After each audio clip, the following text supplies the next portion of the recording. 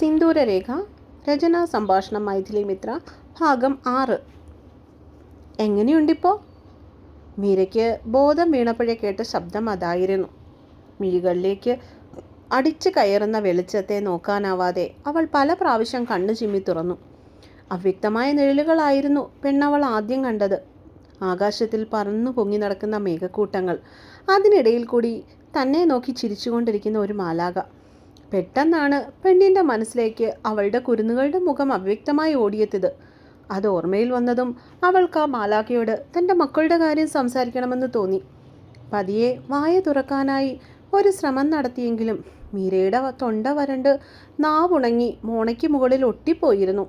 എങ്കിലും തളരാതെ മെല്ലെ കൈകൾ ഉയർത്തി അവരെ തൊട്ടു വിളിക്കുവാൻ തുടങ്ങിയതും സൂചി കുത്തിയിറങ്ങുന്നത് പോലെയുള്ള അസഹനീയമായ വേദന അവളെ അതിൽ നിന്നും വിലക്കി. Meera, are you okay? കണ്ണു തുറക്ക്. മുഖത്ത് ഇരു കൈകൾ കൊണ്ട് അടിച്ചു തന്നെ ഉണർത്തുവാനായി തനിക്ക് മുമ്പിൽ നിൽക്കുന്ന മാലാക ശ്രമിക്കുന്നുണ്ടെന്ന് അവൾ അറിഞ്ഞു. കണ്ണുകൾ മുഴുവനായും തുറന്നു പിടിച്ചുകൊണ്ട് വീണ്ടും വീണ്ടും മുൻപിലുള്ളവയെ സൂക്ഷ്മമായി അവൾ ശ്രദ്ധിക്കുവാൻ തുടങ്ങി.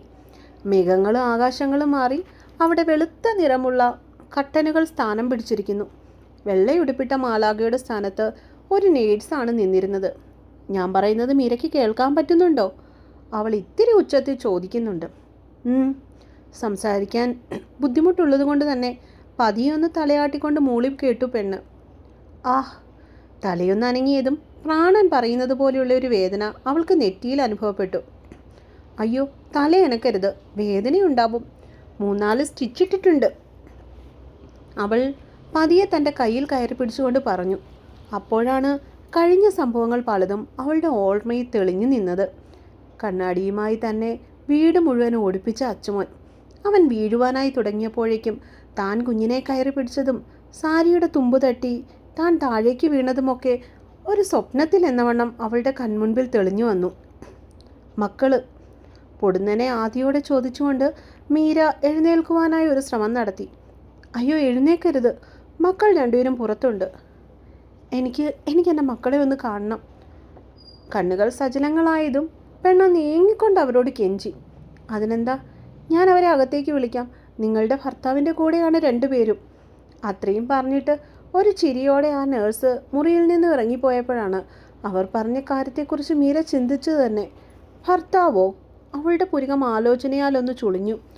ഇവരാരെ കണ്ടിട്ടായിരിക്കും തൻ്റെ ഭർത്താവെന്ന് കരുതി തെറ്റിദ്ധരിച്ചിരിക്കുന്നത്? ചോദ്യങ്ങൾ സ്വയം ചോദിക്കാൻ തുടങ്ങിയപ്പോഴാണ് കർട്ടൻ മാറ്റി അകത്തേക്ക് ആരോ വരുന്നത് പോലെ മീരയ്ക്ക് തോന്നിയത്. പതിയെ ഒന്നും കൂടി തലചരിച്ചു നോക്കിയപ്പോൾ കണ്ടു, ഒരു കൈയിൽ അച്ചുവിനെയും മറു കൈയിൽ ആദിമോനെയും എടുത്തുകൊണ്ട് തനിക്ക് നേരെ കടന്നു വരുന്ന പപ്പൻ സാറിനെ. ഒരു നിമിഷം ശരീരത്തിൽ ഉരവായ സകല വേദനകളും തന്നിൽ നിന്നും വിട്ടകലുന്നത് പോലെ മീരയ്ക്ക് അറിയാനായി. മക്കളെ. ആവതില്ലെങ്കിലും അവൾ മെല്ലെ വിളിച്ചു. വലത്തെ കൈയിൽ ക്യാനുല ഇട്ടിട്ടുള്ളതിനാൽ ഇടത്തെ കൈ അവർക്കായി നീട്ടിപ്പിടിച്ചവൾ. അന്നേ ഇരുവരും ഒരുപോലെ അവളുടെ ദേഹത്തേക്ക് ചാടി വീഴാനായി തുടങ്ങിയതും പപ്പൻ അവരെ ഒന്നും കൂടി മുറുക്കി പിടിച്ചു. അമ്മയ്ക്ക് ഉവ്വാവില്ലേ, ചാടല്ലേ, പതിയെ പറഞ്ഞു കൊടുത്തതും കുഞ്ഞുങ്ങളുടെ മുഖം സങ്കടം കൊണ്ട് വീർത്തു വരുന്നത് കണ്ടു. അമ്മ. അവളുടെ വെച്ച് കെട്ടിയ നെറ്റി പപ്പന് ചൂണ്ടിക്കാട്ടി ആദ്യം എന്തൊക്കെയോ കയ്യിലിരുന്നു കൊണ്ട് പറയുന്നുണ്ടായിരുന്നു. പക്ഷേ അച്ചുമോൻ മാത്രം അവളുടെ ദേഹത്തേക്ക് ചാടാനായി വീണ്ടും വീണ്ടും കുതറിക്കൊണ്ടിരുന്നു. ഇങ്ങി തന്നേക്ക്. അച്ഛനു വേണ്ടി അവൾ കൈ നീട്ടി. വേണ്ടടോ, തനിക്ക് കാണണം എന്ന് പറഞ്ഞതുകൊണ്ട് മാത്രമാണ് അകത്തേക്ക് കൂട്ടിക്കൊണ്ട് വന്നത്. ഇവനെ എടുത്താൽ മുറിവ് താങ്ങിയാലോ? പപ്പൻ അവളുടെ ആവശ്യം വേദനയോടെ നിരസിച്ചു. തന്നോളൂ, സാരമില്ല. തനിക്കരികിലേക്ക് വരുവാനായി വാശി പിടിക്കുന്ന അച്ചുമോൻ അവളിലെ അമ്മ മനത്തെ തൊട്ടുണർത്തി. സൂക്ഷിച്ച്. തൻ്റെ കയ്യിലിരുന്ന അച്ചുവിനെ അവൻ പതിയെ മീരയുടെ ഇടത്തുവശത്തേക്കായി കിടത്തിക്കൊടുത്തു. അമ്മേ. കൊച്ചരി പല്ല് കാട്ടി ചിരിച്ചുകൊണ്ട് അവളുടെ മുഖമാകെ ചെക്കൻ ഉമ്മകൾ കൊണ്ട് മൂടി. എന്താടാ കണ്ണ? അവൾ ആ കുഞ്ഞിനെ നെഞ്ചോടടക്കി പിടിച്ചു വാത്സല്യത്തോടെ. കുറച്ചു നേരം അവൻ മുഖത്തൊക്കെ കടിച്ചും നക്കിയും ഉമ്മകൾ കൊണ്ട് മൂടിയുമൊക്കെ അവളോടുള്ള സ്നേഹം പ്രകടിപ്പിച്ചു കൊണ്ടിരുന്നു. അമ്മേ. അപ്പോഴേക്കും ആദ്യം അവൾ കരികിലേക്ക് പോകുവാനായി ചിണുങ്ങി തുടങ്ങിയിരുന്നു. പപ്പൻ പതിയൻ അച്ചുവിനെ ബലമായി കയ്യിലേക്ക് എടുത്തതിന് ശേഷം ആദിയെ അവളുടെ അടുക്കളേക്കായി പതിയെ കിടത്തി. അമ്മമ്മ തിന്നോടാ കണ്ണ. കുഞ്ഞിൻ്റെ തലയുടെ പിന്നിൽ അവളുടെ വിരലുകൾ ഓടി നടന്നു. അവൾ ചോദിച്ചതിന് മറുപടി പറയാതെ കുഞ്ഞവൻ്റെ ഭാഷയിൽ അവളോട് എന്തൊക്കെയോ സംസാരിക്കുവാനായി തുടങ്ങിയിരുന്നു. കുഞ്ഞ് വിരൽ കൊണ്ട് പെണ്ണിൻ്റെ മുറിവിൻ്റെ ചുറ്റിക്കെട്ടിൽ തഴുകാനും അവൻ മറന്നില്ല എന്നതാണ് സത്യം. അമ്മ ഇപ്പോൾ പുറത്തേക്ക് വരുമല്ലോ, അപ്പം നമുക്ക് കാണാവേ. അവൾ കൽകിയിരുന്ന് സംസാരിച്ചു കൊണ്ടിരിക്കുന്ന ആദിമോനെ മെല്ലെ കയ്യിലേക്ക് എടുത്തുകൊണ്ട് അവൻ അവരോടായി പറഞ്ഞു. എങ്ങനെയുണ്ടിപ്പോൾ? പപ്പൻ്റെ കണ്ണിലെ വേദനയ്ക്ക് മറുപടിയായി അവളൊന്ന് ചിരിച്ചു. കിടന്നോളൂ, പുറത്തുണ്ടാവും ഞങ്ങൾ. കുറച്ചുകൂടെ കഴിഞ്ഞാൽ മുറിയിലേക്ക് മാറ്റുമെന്നാ ഡോക്ടർ പറഞ്ഞിരിക്കുന്നത്. മൂളി കേൾക്കുമ്പോഴും മീരയുടെ കണ്ണുകൾ രണ്ടും തനിക്ക് നേരെ ചാടി വീഴാനായി വെമ്പുന്ന കുട്ടിക്കുറുമ്പന്മാർക്ക് നേരെയായിരുന്നു. വിനീതേ, നിനക്കിന്ന് ഓഫീസിൽ പോവണ്ടേ? രാവിലെ ബാങ്കിൽ പോകുവാനായി റെഡി ആയിക്കൊണ്ടിരിക്കുന്ന ആദിത്യൻ ഇനിയും ഉറക്കം എഴുന്നേൽക്കാത്തവളെ അരികിൽ ചെന്ന് നിന്ന് തട്ടി വിളിച്ചു. ഞാനിന്ന് ലീവാക്കി ആദിത്യ, നല്ല ഉറക്കം വരുന്നു. പുതപ്പ് ഒന്നും കൂടി ദേഹത്തേക്ക് വലിച്ചിട്ടുകൊണ്ട് വിനീത കട്ടിലിൽ ചുരുണ്ടുകൂടി കിടന്നു. നേരത്തെ പറഞ്ഞിരുന്നെങ്കിൽ ഞാനും ലീവാക്കിയനേലോ, അതെന്താ എന്നോട് ഇക്കാര്യം പറയാഞ്ഞത്? ആദിത്യനിൽ ചെറിയൊരു നിരാശ പൊട്ടിമുളച്ചു. ഞാൻ ലീവാക്കിയത് മനസമാധാനത്തോടെ കിടന്നുറങ്ങാനാണ്. നിങ്ങളും കൂടി ഇവിടെ ഇരുന്നാൽ എൻ്റെ ഉറക്കം ഗുദാബഹ ആവും. കണ്ണു തുറക്കാതെ തന്നെ അവൾ മറുപടി നൽകി. ഓ, ഇനിയിപ്പോൾ ഞാനായിട്ട് നിൻ്റെ ഉറക്കം നഷ്ടപ്പെടുത്തിയതിന് വേണ്ട. ഫുഡ് വാങ്ങി ടേബിളിൽ വെച്ചിട്ടുണ്ട്, എഴുന്നേൽക്കുമ്പോൾ എടുത്ത് കഴിച്ചോണം. പറ്റുമെങ്കിൽ വൈകിട്ട് ഏതെങ്കിലും വെച്ച് വിളമ്പി വെക്കണേ. എന്നും പുറത്തുനിന്ന് വാങ്ങി കഴിച്ചു മടുത്തു. അവൻ ബാഗുമെടുത്ത് മുറിയുടെ പുറത്തേക്ക് ഇറങ്ങുമ്പോൾ വിനീതയെ നോക്കി ആവശ്യപ്പെട്ടു. എനിക്ക് കുക്കിംഗ് അറിയില്ലെന്ന് ആദിത്യന് അറിയില്ലേ? ഞാൻ എത്ര പ്രാവശ്യം പറഞ്ഞാണ് ഒരു കുക്കിനെ നമുക്ക് വീട്ടിൽ വയ്ക്കാമെന്ന്. അവൻ്റെ ആവശ്യത്തെ ഇഷ്ടപ്പെടാത്ത രീതിയിൽ വിനീത മുറുമുറുത്തു. ഇപ്പോൾ തന്നെ വീട്ടിലെ പണിക്കായി ഒരു വേലക്കാനെ നമ്മൾ വെച്ചിട്ടില്ലേടി? നമുക്ക് രണ്ടുപേർക്കും ആഹാരം ഉണ്ടാക്കാൻ വേണ്ടി ഒരു കുക്കിനെ വെക്കേണ്ട ആവശ്യം ഇപ്പോഴുണ്ടോ വിനീതേ? വാതിൽപ്പടി വരെ പോയവൻ തിരിഞ്ഞു എന്ന് ചോദിച്ചു. എൻ്റെ ആദിത്യ, നമ്മൾ രണ്ടുപേരും ജോലിക്ക് പോകുന്നവരാണ്. ജോലിയും കഴിഞ്ഞ് വന്ന് ഭക്ഷണം വച്ച് കഴിക്കാനുള്ള ആവതും കൂടി എനിക്കില്ല. അതുകൊണ്ട് ഇക്കാര്യത്തെക്കുറിച്ച് ഇനിയും സംസാരിച്ച് നമ്മൾ തമ്മിൽ മുഷിയേണ്ട കാര്യമില്ല. ആദിത്യന് ഇപ്പോൾ പോയി വരാൻ നോക്ക്. അവൾ പറഞ്ഞവസാനിപ്പിച്ചതുപോലെ കട്ടിലിൻ്റെ മറുവശത്തേക്ക് തിരിഞ്ഞു കിടന്നതും ഇനിയെന്നും ചോദിക്കാനോ പറയാനോ ഇല്ലാത്തവനെ പോലെ ആദിത്യൻ വീടിന് പുറത്തേക്ക് നടന്നു. അവൾ പറയുന്നതും ശരിയല്ലേ? ജോലി കഴിഞ്ഞ് വന്ന് കുക്ക് ചെയ്ത് കഴിക്കുവാൻ ആരാണ് ഇഷ്ടപ്പെടുക? ക്ഷീണം കാരണം എവിടെയെങ്കിലും കിടന്നുറങ്ങുവാനാണ് ആർക്കാണെങ്കിലും അപ്പോൾ തോന്നുകയുള്ളൂ. എന്തായാലും ഒരു കുക്കിൻ്റെ കാര്യത്തിൽ എന്തെങ്കിലും ചെയ്യേണ്ടി വരും. പക്ഷേ ഈ സിറ്റിയിൽ എല്ലാത്തിനും മുടിഞ്ഞ നിരക്കാണ്. വീടിൻ്റെ റെൻ്റ് അടയ്ക്കുമ്പോൾ തന്നെ പകുതി സാലറി അങ്ങ് പോവും. പിന്നെയുള്ളത് വരുന്ന വേലക്കാരിക്ക് കൊടുക്കണം. ആഹാരം, വെള്ളം, കറണ്ട് എല്ലാം കൂടി ആയപ്പോൾ കയ്യിൽ നിന്നും എടുക്കേണ്ട അവസ്ഥയാണ്. വീട്ടിലായിരുന്നപ്പോൾ ഇതിൻ്റെ ഒന്നും ആവശ്യം തനിക്ക് വരുന്നില്ലായിരുന്നു. വീട്ടിലെ എല്ലാ കാര്യങ്ങളും അച്ഛനാണ് നോക്കി നടത്തിക്കൊണ്ടിരുന്നത്. തൻ്റെ സാലറി തൻ്റെ കാര്യങ്ങൾക്കല്ലാതെ മറ്റൊരു കാര്യത്തിന് വേണ്ടിയും താൻ ചിലവാക്കിയിട്ടുണ്ടായിരുന്നില്ല. എന്തെങ്കിലും ചെയ്യണം, അല്ലെങ്കിൽ വീട്ടു ചെലവിനു കൂടി വിനീതിയോടും കൂടി ഷെയർ ഇടാനായി പറയണം. ടെക്നോ പാർക്കിൽ ജോലി ചെയ്യുന്നവൾക്ക് എന്തൊക്കെയാണെങ്കിലും തന്നേക്കാൾ നല്ല സാലറി കാണുമായിരിക്കും. ഓരോന്നോർത്തുകൊണ്ട് അവൻ പതിയെ ബാങ്കിലേക്ക് കാറു പായിച്ചു. സൂക്ഷിച്ച് നടക്കണ്ടേ മോളെ, ഇപ്പോൾ കണ്ടില്ലേ? തൻ്റെ കട്ടിലിനരികിൽ ഇരുന്നു കൊണ്ട് വിതുമ്പുന്ന നാണിച്ചിറ്റയെ കണ്ടപ്പോൾ മീരയ്ക്ക് എന്തു പറഞ്ഞ് അവരെ ആശ്വസിപ്പിക്കണമെന്ന് അറിയില്ലായിരുന്നു. സാരിത്തുമ്പ് കാലിൽ തട്ടി വീണതാ ചിറ്റെ. എത്രയൊക്കെ ആവുമെന്ന് ഞാനും വിചാരിച്ചില്ല.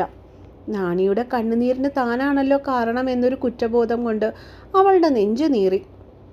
നിന്റെ കിടപ്പ് കണ്ട് ഞാൻ എന്തോരം പേടിച്ചു പോയെന്നോ. ചോര കുറേ പോയി. ഭാഗ്യത്തിന് പപ്പൻ വീട്ടിലുണ്ടായത് കൊണ്ട് മാത്രം രക്ഷപ്പെട്ടു.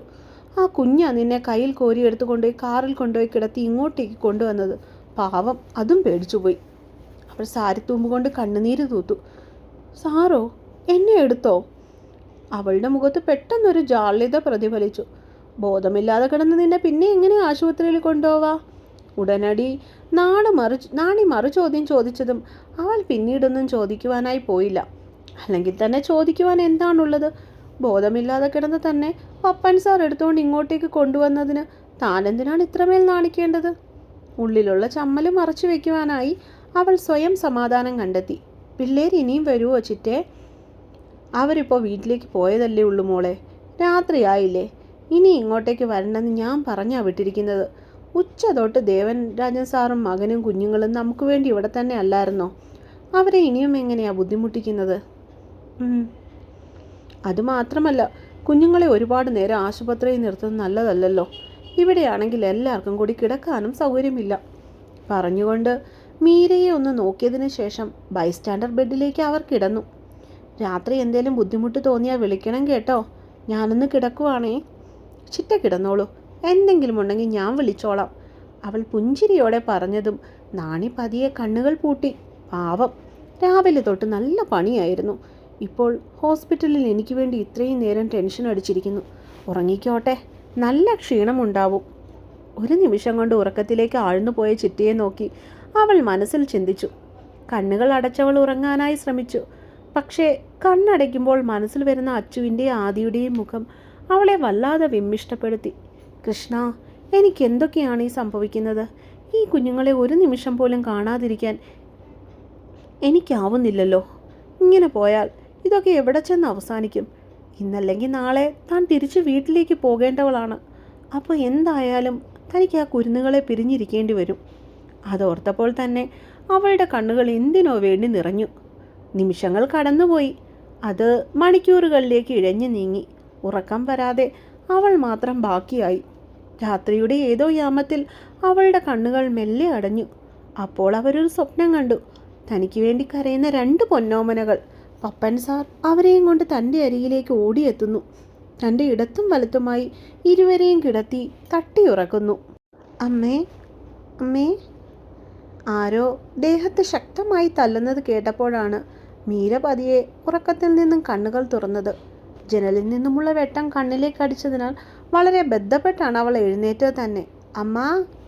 ശരീരത്തിന് മുകളിൽ ചെറിയ രീതിയിലുള്ള ഭാരം അനുഭവപ്പെട്ടപ്പോൾ അവൾ മുഖം വശങ്ങളിലേക്ക് ചെരിച്ചു നോക്കി.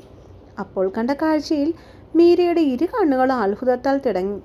തൻ്റെ 2 വശങ്ങളിലുമായി കണ്ണും തുറന്നു കിടന്ന് കൊച്ചരിപ്പല്ല് കാട്ടിച്ചിരിക്കുന്ന കുറുമ്പന്മാർ, തൻ്റെ കുരുന്നുകൾ. മക്കളെ. ഇരുവരെയും ഒന്നും കൂടി ചേർത്ത് പിടിച്ചുകൊണ്ട് അവൾ വാത്സല്യത്തോടെ വിതുമ്പി. എന്നാ. അവളെ കാണാതിരുന്നതിൻ്റെ സങ്കടം ആ കുഞ്ഞു മുഖങ്ങളിൽ പ്രതിഫലിച്ചിരുന്നു. അവർ എന്തൊക്കെയോ മീരയോട് പറയുന്നുണ്ടായിരുന്നു. അവളുടെ മുഖമാകെ കുഞ്ഞുമകൾ കൊണ്ട് മൂടുന്നുണ്ടായിരുന്നു. പെണ്ണിൻ്റെ വെളുത്ത കവളിൽ കുഞ്ഞരിപ്പല്ലുകൾ കൊണ്ട് പതുക്കെ കടിക്കുന്നുണ്ടായിരുന്നു. മീരയുടെ നെറ്റിയിലെ മുറിവിൻ്റെ വെള്ള തുന്നിക്കെട്ടിൽ കൈവിരൽ തൊട്ടുകൊണ്ട് പതിയെ ഊതിക്കൊടുക്കുന്നുണ്ടായിരുന്നു. അവർ മൂവർക്കിടയിലും മറ്റാർക്കും സ്ഥാനമില്ലാത്തതുപോലെ. മീരയും അവളുടെ കുഞ്ഞുങ്ങളും അവരുടേതായ ലോകത്തിൽ കഥകൾ പറഞ്ഞുകൊണ്ടിരുന്നു. അതെ, കുറേ നേരമായി ഞങ്ങൾ ഇവിടെ ഇരിക്കാനായിട്ട് തുടങ്ങിയിട്ട്. ഇടയ്ക്കൊക്കെ ഇവിടെ ഇരിക്കുന്നവരെയും പരിഗണിക്കാം. പരിചിതമായ ശബ്ദം കേട്ടപ്പോഴാണ് അവൾ തലയുയർത്തി നോക്കിയത്. അപ്പോൾ കണ്ടു പപ്പൻ സാറിനായി അരികിലായിരിക്കുന്ന ദത്തേട്ടനെ. ഇരുവരുടെയും ചുണ്ടിൽ ഒരു ചെറു പുഞ്ചിരി ഉണ്ടായിരുന്നു. ഏട്ടാ. ദിവസങ്ങൾക്ക് ശേഷം ഏട്ടനെ കണ്ട സന്തോഷത്തിൽ അവൾ മതി മറന്നു പോയിരുന്നു. കുഞ്ഞുങ്ങളെ കിട്ടിയപ്പോൾ മറ്റാരെയും വേണ്ടാതായോ മീരേ നിനക്ക്?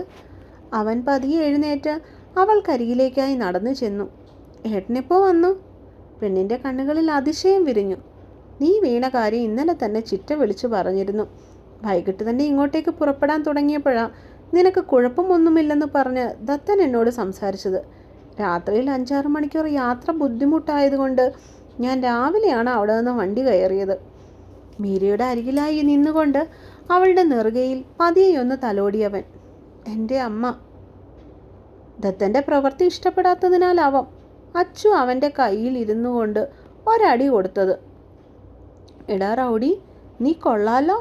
നിൻ്റെ അമ്മയെ തൊട്ട് നിനക്കിഷ്ടമായില്ലേടാ? അതും ചോദിച്ചുകൊണ്ട് ദത്തൻ അവൻ്റെ ഉണ്ട കവളിൽ ഒന്ന് വലിച്ചു വിട്ടു. ചെക്കൻ അവനെ ഒന്ന് ദേഷ്യത്തോടെ സൂക്ഷിച്ചു നോക്കിയിട്ട് വീണ്ടും മീരയുടെ ദേഹത്തേക്ക് അമർന്നു കിടന്നു. ദത്തേട്ടാ, ഇവനെ എങ്ങനെയാ കണ്ടേ? ബൈസ്റ്റാൻഡർ ബെഡിലിരിക്കുന്ന പപ്പനെ ഒന്ന് പാളി നോക്കിയിട്ട് മീര ചോദിച്ചു. ഞാൻ രാവിലെ വന്നപ്പോഴേക്കും പപ്പൻ സാറും പിള്ളേരും ഇവിടെ ഉണ്ടായിരുന്നല്ലോ. ഏട്ടൻ്റെ മറുപടിയിലൊട്ടൊരു സംശയം തോന്നിയതിനാൽ അവൾ നെറ്റി ചുളിച്ചുകൊണ്ട് അവനെ നോക്കി. താൻ ഏകദേശം 2 മണി കഴിഞ്ഞപ്പോഴാണ് ഒന്ന് ഉറങ്ങിയത് തന്നെ. അപ്പോൾ വരെയും ചിറ്റിയായിരുന്നു ഈ മുറിയിൽ തൻ്റെ കൂട്ട കിടന്നത്. പിന്നീട് എപ്പോഴാണ് ഇവരെത്തിയത്? കൂട്ടുകിടന്ന് ചിറ്റയും കാണുന്നില്ല. മീരയുടെ ആലോചനകൾ ചോദ്യങ്ങളായി അവളുടെ മുഖത്ത് മിന്നിമാഞ്ഞു. പിള്ളേര് തന്നെ കാണണമെന്നും പറഞ്ഞ് രാത്രി മുഴുവൻ കരച്ചിലായിരുന്നു. ഒരു വിധത്തിലാണ് വെളുപ്പാങ്കാലം വരെ ഒന്ന് പിടിച്ചു നിർത്തിയത്. രണ്ടും ഇത്തിരി പോലും കണ്ണടച്ചിട്ടില്ല. ഇവിടെ കൊണ്ടുവന്ന് തന്നെ കണ്ടതിന് ശേഷമാണ് രണ്ടും കൂടി കുറച്ചു നേരം കിടന്നുറങ്ങിയത് തന്നെ. അവളുടെ സംശയത്തോടെയുള്ള നോട്ടം കണ്ടതും പപ്പൻ ഒട്ടൊരു പുഞ്ചിരിയോടുകൂടി ഉത്തരം നൽകി. ചിറ്റ എവിടെ പോയതാ? അവൾ പതിയെ ചോദിച്ചു. ഞാൻ വന്നപ്പോഴേക്കും വീട്ടിലേക്ക് പോയി. രശ്മി അവിടെ ഒറ്റയ്ക്കല്ലേ ഉള്ളൂ. എന്തെങ്കിലും വെച്ച് വിളമ്പി വെച്ചിട്ട് വരാമെന്ന് പറഞ്ഞു പോയതാ. ദത്തൻ മറുപടി പറഞ്ഞതും അവളൊന്ന് നെടുവീർപ്പിട്ടു. രാത്രിയിൽ ഉറക്കമില്ലാത്തതിനാലാവാം കുഞ്ഞുങ്ങൾ അവളുടെ ദേഹത്തെ ചൂടേറ്റ് അപ്പോഴേക്കും പതിയെ കണ്ണുകൾ പൂട്ടിയിരുന്നു. എങ്ങോട്ടേക്കാ നീ? മീര പതിയെ കുട്ടികളെ ശ്രദ്ധയോടെ കട്ടിലിലേക്ക് കിടത്തിക്കൊണ്ട് എഴുന്നേൽക്കാനായി ശ്രമിച്ചതും ദത്തൻ ധൃതിയിൽ അവളെ താങ്ങി ഇരുത്തി. എനിക്കൊന്ന് ബാത്റൂമിൽ പോണ ഏട്ടാ. പപ്പൻ അവിടെ ഇരിക്കുന്നത് കൊണ്ട് തന്നെ അവൾ ഒരു വട്ടിലായ്മയോടുകൂടിയാണ് അത് പറഞ്ഞത്. ഞാൻ പിടിക്കാം. പെട്ടെന്ന് എഴുന്നേറ്റ് നിൽക്കുമ്പോൾ ചിലപ്പോൾ തല കറങ്ങിയാലോ? അവൻ തന്നെ മെല്ലെ അവളെ ബെഡിൽ നിന്ന് എഴുന്നേൽപ്പിച്ച് നിർത്തി.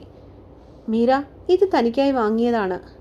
അവൾ ബാത്റൂമിൻ്റെ നേരെ നടക്കുന്നത് കണ്ടതും പപ്പൻ പൊടുന്നനെ ഒരു ചെറിയ കവറുമായി അവൾക്കരികിലേക്ക് ചെന്നു.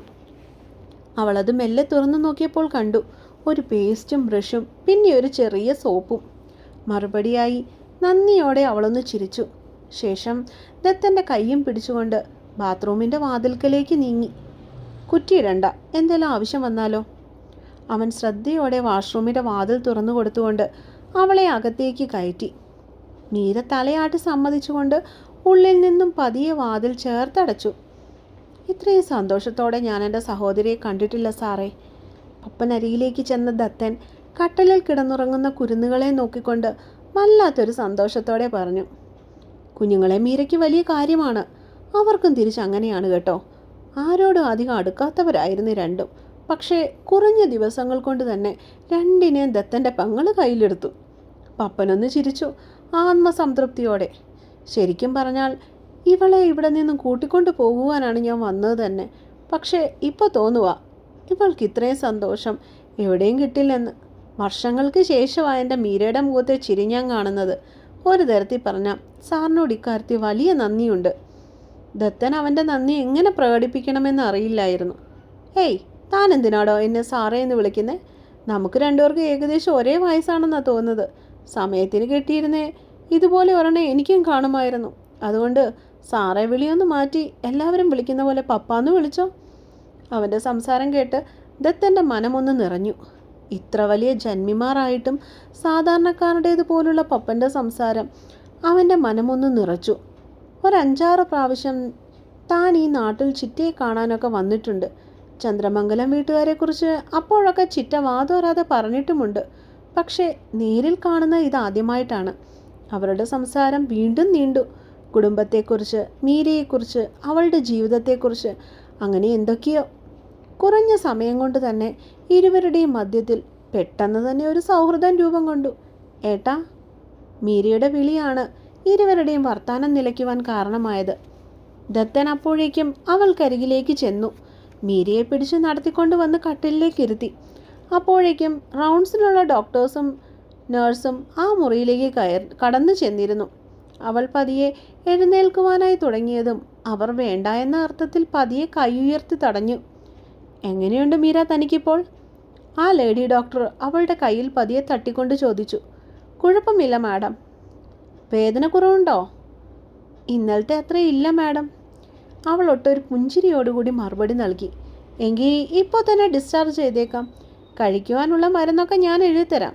ഒരാഴ്ച കഴിഞ്ഞ് ഒന്നും കൂടി വരണേ. സ്റ്റിച്ചൊന്ന് പരിശോധിക്കണം. വേദനയ്ക്കുള്ള ഗുളികകളും കുറിക്കുന്നുണ്ട്. 2 ദിവസത്തേക്ക് തല അനക്കേണ്ട കേട്ടോ. അവർ ഓരോരോ നിർദ്ദേശങ്ങൾ നൽകിയിട്ട് പ്രിസ്ക്രിപ്ഷനിൽ എന്തൊക്കെയോ എഴുതുവാനായി തുടങ്ങി. അമ്മേ, പൊടുന്നനെ അച്ചു ഉറക്കത്തിൽ നിന്ന് ഞെട്ടി എഴുന്നേറ്റിരുന്ന് കരയുവാനായി തുടങ്ങിയതും വയ്യാഴിക മറന്ന് മീര അവനെ വാരിയെടുത്ത് തോളിലേക്കിട്ടു. എൻ്റെ പൊന്നല്ലേ, കരയല്ലേ, അമ്മയുണ്ടടാ കണ്ണ. ചുറ്റുമുള്ളവരെല്ലാം ഒരു നിമിഷം വിസ്മരിച്ചു പോയിരുന്നു പെണ്ണ്. സ്വന്തം വേദനയെ തോളിലിട്ട് ഒന്നൂഞ്ഞാലാട്ടുന്ന പോലെ അവനെ ആട്ടി പുറത്തു പതിയെ തട്ടിക്കൊടുത്തപ്പോഴേക്കും കുഞ്ഞ് വീണ്ടും കരച്ചിൽ നിർത്തി ഉറങ്ങുവാനായി തുടങ്ങിയിരുന്നു. ഇരട്ടക്കുട്ടികളാണല്ലേ, പാലുകുടി ഇപ്പോഴും ഉണ്ടോ? വളരെ ആകസ്മികമായി ഡോക്ടർ ചോദിച്ചതും മീരയൊന്ന് ഞെട്ടിക്കൊണ്ട് അവരെ നോക്കി. അവൾക്കതിന് എന്തു പറയണമെന്ന് അറിയില്ലായിരുന്നു. അവർ തൻ്റെ മക്കളല്ല എന്ന് പറയാൻ അവളുടെ അമ്മമ്മനം ഒട്ടും ആഗ്രഹിച്ചില്ല എന്ന് വേണം പറയുവാൻ. അത് മീരയുടെ കുട്ടികളല്ല ഡോക്ടർ, എൻ്റെ പെങ്ങളുടെ കുട്ടികളാണ്. അവളുടെ മുഖഭാവം മാറിയത് ശ്രദ്ധിച്ച പപ്പൻ ഉടനെ മറുപടി നൽകി. പിന്നെന്തിനാ അമ്മയെ നീ കുട്ടി മീരയെ വിളിച്ചത്? ഡോക്ടറിൻ്റെ കണ്ണുകളിൽ ആശ്ചര്യം തുളുമ്പി. അവരുടെ ഇപ്പോഴത്തെ അമ്മ മീരയാണ് ഡോക്ടർ.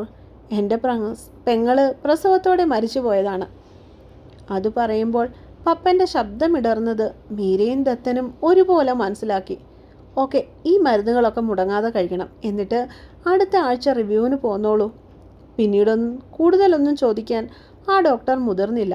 മീരയ്ക്കുള്ള നിർദ്ദേശങ്ങൾ നൽകിയിട്ട് അവർ ഒരു പുഞ്ചിരിയോടെ മുറിയുടെ പുറത്തേക്ക് ഇറങ്ങിപ്പോയി. ഞാൻ പോയി ബില്ലിങ്ങിലൊന്ന് അന്വേഷിച്ചിട്ട് വരാം. കൂടെ കഴിക്കാനുള്ള എന്താണെന്ന് വെച്ചാൽ വാങ്ങിയിട്ടും വരാം. പപ്പൻ അവരെ ഇരുവരെയും മാറി മാറി നോക്കിക്കൊണ്ട് പറഞ്ഞു. അതൊന്നും വേണ്ട പപ്പ, ഞാൻ പോയി ബില്ലടച്ചിട്ട് വരാം. കുട്ടികൾ ഉണർന്നാൽ നിന്നെ ഇവിടെ കണ്ടില്ലെങ്കിൽ കുഴപ്പമാവില്ലേ? അവനെ തടഞ്ഞുകൊണ്ട് ദത്തൻ പറഞ്ഞു. ഏയ് വേണ്ടടോ, അവരെഴുന്നേറ്റാൽ മീര അടുത്തുണ്ടല്ലോ, അതുകൊണ്ടത് പ്രശ്നമാവില്ല. അത്രയും പറഞ്ഞിട്ട് പപ്പൻ മുറിയിൽ നിന്ന് ഇറങ്ങിപ്പോയി. ഇന്നത്തെ കാലത്ത് ഇത്ര നല്ല മനുഷ്യരും ഉണ്ടോ? എത്ര വലിയ ആൾക്കാരാണ്, എന്നിട്ടും അതിൻ്റെ ഒന്നും അഹങ്കാരം അയാളിൽ ഒട്ടുമില്ല. മീരയെ നോക്കിക്കൊണ്ടാണ് ദത്തൻ അവൻ്റെ മനസ്സിലുള്ള അഭിപ്രായം പുറത്തേക്ക് പറഞ്ഞത്. അങ്ങനെയുള്ളവർക്കായേട്ടാ കൂടുതൽ സങ്കടങ്ങൾ ഈശ്വരൻ കൊടുക്കുന്നത്. ഈ കുഞ്ഞുങ്ങളെ ഓർത്ത് സ്വന്തം ജീവിതം തന്നെ വേണ്ടെന്ന് വെച്ചൊരു വലിയ മനുഷ്യനാണ് അദ്ദേഹം. ഇത്രയും ത്യാഗമൊക്കെ ഇന്നത്തെ കാലത്ത് ആരെങ്കിലും ചെയ്യുമോ? മീരയ്ക്ക് അവനെക്കുറിച്ച് പറയുവാൻ 100 നാവായിരുന്നു. പൊതുവെ പതിഞ്ഞ സ്വഭാവക്കാരിയായ മീരയുടെ സംസാരം ഒട്ടൊരാശ്ചര്യത്തോടു കൂടിയാണ് ദത്തൻ നോക്കിക്കണ്ടത്. ഈ കുട്ടികളുടെ സുഹൃതം, അവനെ മനസ്സിലാക്കുന്ന ഒരു കുട്ടികളെ ചേർത്ത് പിടിക്കുന്ന ഒരു പെണ്ണ് അവൻ്റെ ജീവിതത്തിൽ വന്നാൽ മതിയായിരുന്നു. ആത്മാർത്ഥമായിട്ടാണ് ദത്തൻ അത് പറഞ്ഞതെങ്കിലും കേട്ടുനിന്ന മീരയുടെ മനസ്സിൽ ഒരു വിസ്ഫോടനം തീർക്കുവാൻ ആ വാക്കുകൾ തന്നെ ധാരാളമായിരുന്നു. പപ്പൻ സാറിൻ്റെ ജീവിതത്തിൽ ഒരു പെൺകുട്ടി വന്നാൽ, അദ്ദേഹത്തിൻ്റെ അവസ്ഥകൾ മനസ്സിലാക്കി അവരുടെ കല്യാണം കഴിഞ്ഞാൽ, ഈ കുട്ടികളെ ഒരു പെണ്ണ് സ്വന്തമെന്ന് കരുതി ചേർത്ത് പിടിച്ചാൽ, അപ്പോൾ താൻ എന്തു ചെയ്യും? ഇവരെ ഇങ്ങനെ നെഞ്ചോട് ചോർത്ത് പൊതിഞ്ഞു പിടിക്കുവാൻ തനിക്കെപ്പോൾ ആകുമോ? ഇവരുടെ കൊഞ്ചലുകൾ തനിക്ക് പിന്നീട് ഇത്രയും സാന്ദ്രത്തോടെ കേൾക്കാനാകുമോ? അമ്മേ എന്നയാ വിളി തനിക്ക് പൂർണ്ണമായി അന്യായി പോവില്ലേ? അവളുടെ കണ്ണുകളിൽ നിന്നും ഒരു തുള്ളി കണ്ണുനീർ താഴേക്ക് വീണ് തറയിൽ ചിന്നിച്ചിതറി വീണത് ആരും കണ്ടില്ല. സ്റ്റോറി ഇഷ്ടമാകുന്നുണ്ടെങ്കിൽ നിങ്ങളുടെ വിലയേറിയ അഭിപ്രായങ്ങൾ താഴെ കമൻറ്റ് ബോക്സിൽ ഒന്ന് രേഖപ്പെടുത്തണേ. പിന്നെ ഇനിയും സബ്സ്ക്രൈബ് ചെയ്യാത്തവർ ആരെങ്കിലും ഉണ്ടെങ്കിൽ ആ ബെല്ലൈക്കോൺ ഒന്ന് ഞെക്കി പൊട്ടിച്ച് സബ്സ്ക്രൈബ് ചെയ്യാൻ മറക്കരുത് കേട്ടോ.